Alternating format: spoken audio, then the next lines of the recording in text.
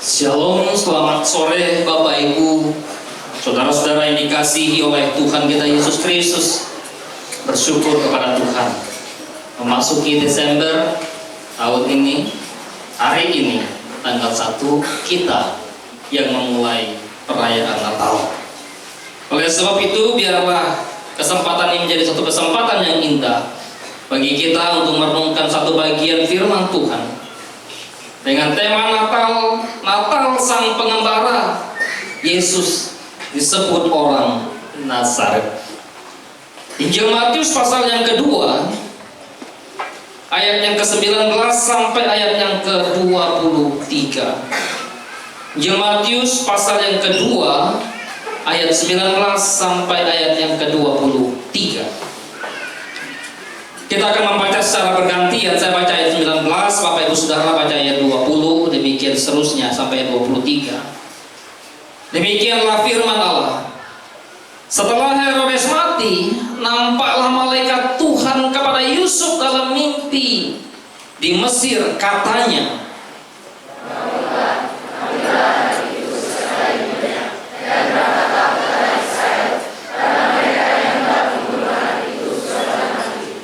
lalu Yusuf pun bangunlah, diambilnya anak itu serta ibunya dan pergi ke tanah Israel.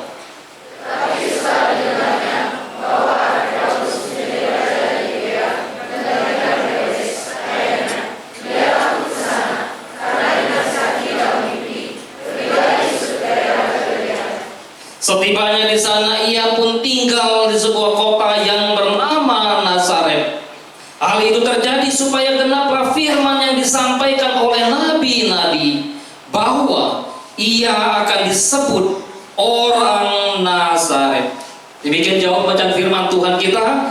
Berbahagialah setiap kita yang bukan hanya membaca tetapi juga yang merenungkan kebenaran firman Tuhan, menghidupi di dalam kehidupan kita sehari-hari. Bapak Ibu saudara-saudara yang dikasihi oleh Tuhan Yesus Kristus, bicara Natal, bicara Sang Natal, maka bicara pribadi Kristus. Bicara Dia yang turun dari surga, lahir menjadi manusia di dalam kehidupan seperti manusia biasa, layaknya saudara dan saya. Dia adalah Allah yang menciptakan tapi rela menjadikan diri tinggal di dalam dunia yang terbatas ini. Ketika bicara tentang Natal Sang Pengembara, yang namanya pengembara itu adalah gambaran orang yang tidak punya tempat yang menetap, berpindah dari satu tempat ke tempat yang lain. Oleh karena tidak punya kemampuan, biasanya si pengembara itu identik dengan yang namanya kekurangan, identik dengan namanya kemiskinan, identik dengan namanya keterbatasan. Karena itu dia pindah-pindah, di mana dia bisa, disitulah dia menetap dan kemudian pindah lagi dan seterusnya. Gambaran Natal, gambaran Kristus ketika Kristus lahir. Dia yang menciptakan manusia, Dia yang menciptakan dunia, Dia yang menciptakan bumi. Harusnya Dia bisa berkata bahwa saya yang berkuasa, saya yang menetap di tempat ini, dan saya yang harus menjadi orang yang berkuasa, menjadi raja dan sebagainya. Tapi ketika Dia lahir di kandang domba, di tempat yang hina. Tak hanya itu, ketika mencari tempat penginapan, tak satu pun pintu ketika diketuk dan membuka tempat penginapan bagi Maria dan Yusuf. Semua mengatakan penuh. Barangkali ketuk-ketuk lagi, mungkin kalau zaman sekarang sorry to say, kamar full, tidak ada tempat lagi. Bukan hanya itu, ketika Dia sudah lahir di Bethlehem, lalu disuruh mengungsi ke Mesir, dan kemudian tidak lama di Mesir kembali ke Nazaret atau kembali ke Galilea. Itulah teks yang kita baca pada sore hari ini. Bapak Ibu saudara dikasihi Tuhan, ketika bicara tentang bagaimana Herodes mati, menyatakan kepada kita bahwa tidak ada satupun seorang penguasa di dunia, sehebat apapun dia, sekaya apapun dia, setinggi apapun jabatannya, sepintar apapun dia, pada akhirnya dia adalah manusia yang harus mengalami kematian. Dan malaikat Tuhan menampakkan diri kepada Yusuf supaya Yusuf membawa Maria dan Yesus untuk kembali tinggalkan Mesir, karena Mesir bukanlah tempat untuk Yesus dan juga Maria.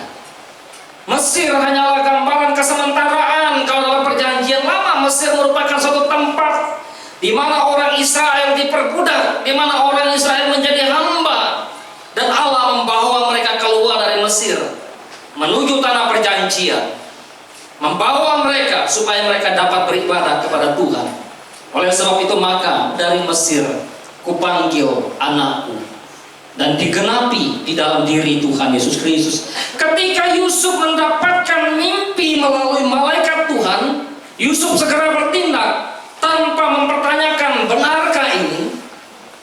Disinilah kita melihat juga bagaimana ketaatan seorang Yusuf. Kenapa masih harus melalui mimpi? Apakah sekarang kemudian mimpi menjadi satu tanda bahwa kalau begitu tidur mimpi lalu Tuhan berbicara, wah besok lakukan? Ketika zaman itu, wahyu Allah di dalam atau melalui Alkitab belum lengkap. Firman Allah belum selesai ditulis. Oleh sebab itu salah satu cara Tuhan berkomunikasi dengan umatnya adalah melalui mimpi. Karena itu jangan tidur, jangan cari mimpi. Kalau tidur, saya bermimpi supaya saya dapat jodoh. Oh Tuhan, berikan. Bisikan dalam mimpi. Saya besok lalu dia sampaikan kepada seorang putri, tadi malam saya mimpi ada malaikat menyapa saya bahwa kamu adalah jodoh saya. Jangan percaya itu ya. Jangan ya. Pokoknya malaikat itu menyapa saya dan menyatakan bahwa saya harus menyampaikan isi hati saya kepadamu. Nah, Alkitab yang harus kita baca, firman Tuhan yang harus kita renungkan. Bapak Ibu Saudara dikasihi oleh Tuhan, pemberian nama merupakan sesuatu yang sangat penting. Yesus disebut orang Nazaret. Pemberian nama atau gelar memiliki mana? Pertama, bahwa mengikuti nama keluarga. Maka ketika Yohanes Pembaptis lahir, orang-orang bingung siapa namanya. Lalu ayah dari Yohanes Pembaptis, Zakaria, menuliskan Yohanes. Keluarga bingung, ini tidak ada nama dari keturunan atau nama dari keluarga kita. Tetapi ketika diberitahukan oleh Tuhan, malaikat Allah kepada Yohanes Pembaptis, dan Yohanes Pembaptis berbicara bahwa nama itu adalah nama yang Allah berikan. Nama yang diberikan disertai dengan nama ayah, nama orang tua. Nama yang diberikan dilengkapi dengan nama kampung, nama halaman, rumah, tempat tinggal biasanya. Tidak heran kalau di dalam beberapa nama di dalam Alkitab pun disertakan Yudas misalnya. Yudas orang Zelot. Mana kau? Oleh sebab itu maka pemberian nama menjadi sesuatu yang sangat diperhatikan oleh orang-orang zaman itu, dan bahkan saya pikir zaman sekarang juga. Ketika orang tua memberikan nama, dia berharap bahwa anak yang dia berikan nama menggambarkan satu keadaan yang sesuai dengan nama yang diberikan. Diberikan nama Yohanes misalnya ya, atau diberikan nama Markus. Wah, ini mesti seperti Markus di dalam Injil atau penulis Injil. Jarang orang memberikan nama kepada anaknya Yudas. Ada enggak nama Yudas? Ada enggak? Di sini enggak ada, tapi di sana ada. Karena enggak semua Yudas adalah Yudas penjahat. Tidak semua Yudas adalah Yudas pengkhianat, tidak semua. Ada juga Yudas yang menjadi murid Yesus, bahkan Yudas penulis kitab Yudas. Karena itu jangan ragu juga, kira-kira kasih nama Yudas, jangan nanti kena bully katanya kan. Bapak Ibu Saudara dikasih Tuhan, maka di dalam konteks ini Nazaret itu ya menjadi sesuatu yang sangat penting juga diperhatikan. Secara sosial, Nazaret tidak termasuk hitungan, tidak ada di dalam peta. Barangkali kalau zaman sekarang kita mau cari lewat Google Map nggak dapat gitu ya. Di mana Nazaret itu? Tidak ada. Nggak terdeteksi di dalam Google Map. Kalau Makedonia masih terdeteksi. Kita cari Makedonia masih. Secara sosial mereka mengalami suatu keadaan yang sangat memprihatinkan. Kondisi perekonomian mengalami kesulitan. Secara politik tidak pernah disebutkan oleh pakar politik zaman itu, bahkan seorang sejarawan Yahudi bernama Yosefus di dalam tulisannya yang begitu banyak tidak pernah menyebutkan bagaimana situasi kondisi politik secara khusus di kota Nazaret. Secara agama atau secara religius, maka Nazaret pun tidak diperhitungkan. Karena itu kalau kita membaca Injil Yohanes, maka ketika Filipus sampai kepada Nathanael, lalu dia berkata, kami menjumpai seorang Mesias. Ketika Yesus sudah melakukan banyak tanda dan mujizat, lalu Filipus, murid dari Nathanael, menyampaikan, ada seorang yang begitu hebat, dia adalah Mesias. Dari mana dia? Dia dari Nazaret, dari Galilea. Mungkinkah sesuatu yang baik, sesuatu yang berkualitas, sesuatu yang sangat-sangat mempengaruhi kehidupan kita, lalu lahirnya, datangnya dari Nazaret? Enggak mungkin. Karena itu ibu bapak saudara yang dikasihi oleh Tuhan, betapa kota Nazaret itu kota yang sangat-sangat tidak diperhitungkan. Barangkali kalau zaman sekarang nggak ada orang yang mau tinggal di sana, kecuali misalnya ada IKN lebih bagus, bisa orang bermigrasi atau pindah ke sana. Ya. Cari tempat yang paling sulit, yang tidak ada aksesnya, barangkali tidak ada sinyal, tidak ada listrik. Ya. Kemudian kondisi perekonomiannya memprihatinkan, kondisi jalannya begitu rusak, maka wah jangan deh gitu ya. Kalau bisa keluar kita dari sana. Jadi nggak tinggal di situ. Ya. Tetapi tempat itulah tempat yang kemudian dipilih oleh Allah, dipilih oleh Yesus Kristus menjadi tempat untuk dia tinggal. Bahkan dibesarkan di kota Nazaret. Apa ibu saudara dikasih Tuhan? Maka Nazaret, ketika bicara tentang Nazaret, ada orang yang mengatakan Nazaret, kenapa Yesus disebut dari Nazaret? Karena Nazaret itu berasal dari kata Nazir. Ini pun bisa dipertanyakan. Nazir seorang yang menjadi Nazir Allah, seperti Simpson dalam Perjanjian Lama. Ada yang menggambarkan bahwa kata Nazaret, kenapa Yesus disebut Nazaret? Karena Yesus adalah dari keturunan Raja Daud. Di dalam Yesaya pasal yang ke-11 ayat 1, di sana dikatakan akan tumbuh tunas dari tunggul Isai. Dan itu menggambarkan tentang Kristus. Tetapi kemudian di dalam teks yang kita baca, kita lebih melihat bagaimana, kenapa Kristus, kenapa Yesus disebut sebagai orang Nazaret. Karena memang firman Allah melalui malaikat menyampaikan kepada Yusuf bahwa setibanya di sana ia pun tinggal di sebuah kota bernama Nazaret. Hal itu terjadi supaya genaplah firman. Dengan kata lain, bahwa Yesus pergi dari Mesir bersama dengan Yusuf dan Maria kembali ke Nazaret untuk menggenapi firman Allah. Kehidupan Kristus tidak lain dan tidak bukan dijalani hanya untuk menggenapi apa yang telah tertulis tentang Dia di dalam kitab-kitab Perjanjian Lama. Sehingga tidak ada satupun dari hidup Yesus yang sebetulnya bagian dari penggenapan firman Allah. Bagaimana dengan hidup kita? Harusnya hidup kita pun, kalau kita sebagai orang percaya menyadari, meyakini bahwa apa yang kita jalani itu pun harusnya sebenarnya menjadi bagian dari suatu penggenapan rencana Allah bagi setiap kita. Kristus menjadi penggenapan dari hukum Taurat. Itulah yang disampaikan oleh para nabi. Matius tidak menunjuk secara spesifik nabi mana yang membicarakan bahwa Yesus dari Nazaret. Tidak ada satu rujukan yang betul-betul seperti beberapa bagian yang lain. Misalnya seperti yang tertulis dalam kitab Yesaya atau kitab Yeremia.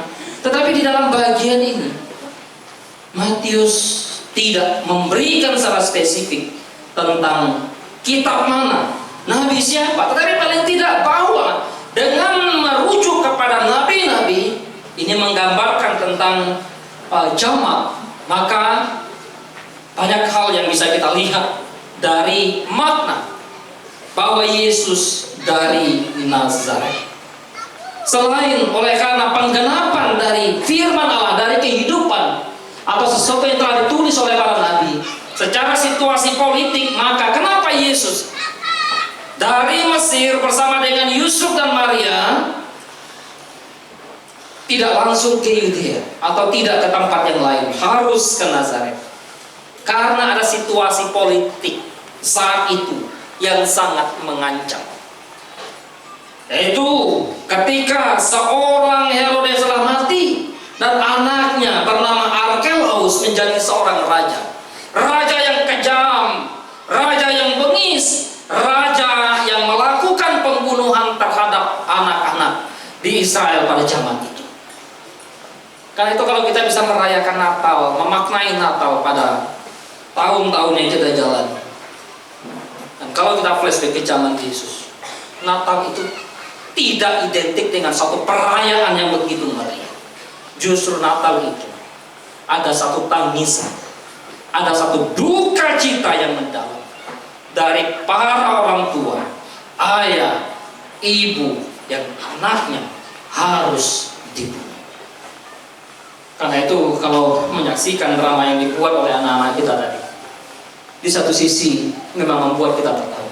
Tapi kalau kita mendalami, masuk ke dalam peristiwa zaman itu, maka itu sesuatu yang sangat membuat kita terharu. Orang tua mana, ayah mana, ibu mana yang rela anaknya dipegal di zaman kerajaan atau di zaman Raja Arkelaus? Maka situasi politik sangat-sangat susah juga, sama seperti raja-raja yang lain. Oleh sebab itu, karena setiap orang yang berseberangan secara prinsip dengan dia, dan bahkan ketika dari bait Allah melawan dia, maka dia pun melakukan pembunuhan itu. Karena itu dia mendapatkan satu aduan yang begitu luar biasa dari para masyarakat, lalu menyampaikan kepada Kaisar Agustus akan perilaku Raja Arkelaus ini. Pada akhirnya Raja Arkelaus disingkirkan oleh Kaisar Agustus. Ibu bapak saudara yang dikasihi oleh Tuhan Yesus Kristus, Nazaret tidak diperhitungkan. Nazaret tidak dapat menghasilkan sesuatu yang baik. Itulah perspektif orang Israel, orang Yahudi zaman itu tentang situasi Nazaret. Nazaret terisolir, Nazaret terpinggirkan, Nazaret tertinggal, Nazaret identik dengan ketertolakan. Karena itu bagi mereka tidak ada tempat yang tepat bagi seorang Mesias dari Nazaret. Mana mungkin seorang Mesias yang mereka nanti untuk menjadi seorang raja, menjadi seorang pemimpin, lalu lahirnya, datangnya, tinggalnya di Nazaret? Tidak mungkin. Maka latar belakang penyebutan Yesus dari Nazaret oleh Matius mengingatkan kepada orang Yahudi.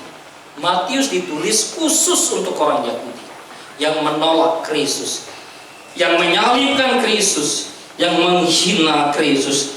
Dan Matius menuliskan itu supaya orang Yahudi tahu bahwa Mesias itu dari Nazaret. Mengingatkan kepada para pembaca akan perjanjian lama tentang seorang Mesias yang datang dan mengalami berbagai kehinaan, penderitaan, dan penolakan.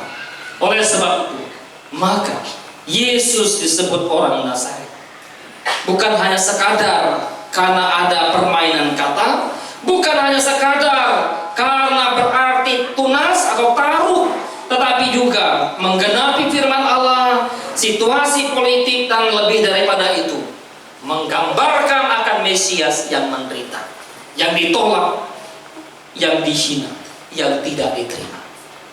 Bapak Ibu Saudara dikasih Tuhan, apa relate-nya dengan kehidupan kita dari teks ini? Kita mungkin mengalami keterhinaan. Mungkin kita dari tempat yang tidak diperhitungkan oleh orang. Mungkin kita dari keluarga yang tidak diperhitungkan oleh orang-orang di sekitar kita, oleh tetangga kita, oleh suku kita, oleh teman kita. Ingatlah, Kristus datang justru mengambil tempat yang terhina. Hal ini juga ingatkan kepada kita bahwa mengikut Kristus, percaya kepada Kristus, jangan pernah mengharapkan 100% untuk selalu diterima oleh orang dengan tangan yang terbuka. Ada penolakan, ada penganiayaan, dan banyak hal yang bisa kita alami karena kita mengikut Kristus. Dan biarlah hal ini tidak membuat kita untuk tawar hati di dalam beriman dan percaya kepada Kristus. Tantangan anak-anak muda ke depan, tantangan keberimanan ke depan begitu banyak. Mungkin tidak dengan penganiayaan secara fisik, tetapi juga dengan penganiayaan yang lain. Oleh sebab itu, ketika engkau ambil keputusan ikut Kristus, percaya pada Kristus, beriman pada Kristus, melayani Kristus, jangan pernah berpikir tanpa adanya kesulitan, kesukaran, penghinaan, dan seterusnya. Bagaimana kalau dalam posisi seperti itu? Kuatkan imanmu. Ingatlah akan Kristus yang telah terlebih dahulu mengambil tempat yang seharusnya layak untuk kita. Dan biarlah Tuhan memimpin kita, Tuhan menolong kita. Selamat memperingati hari kelahiran Tuhan Yesus. Selamat Natal. Tuhan memberkati kita. Mari kita tundukkan kepala. Kita berdoa.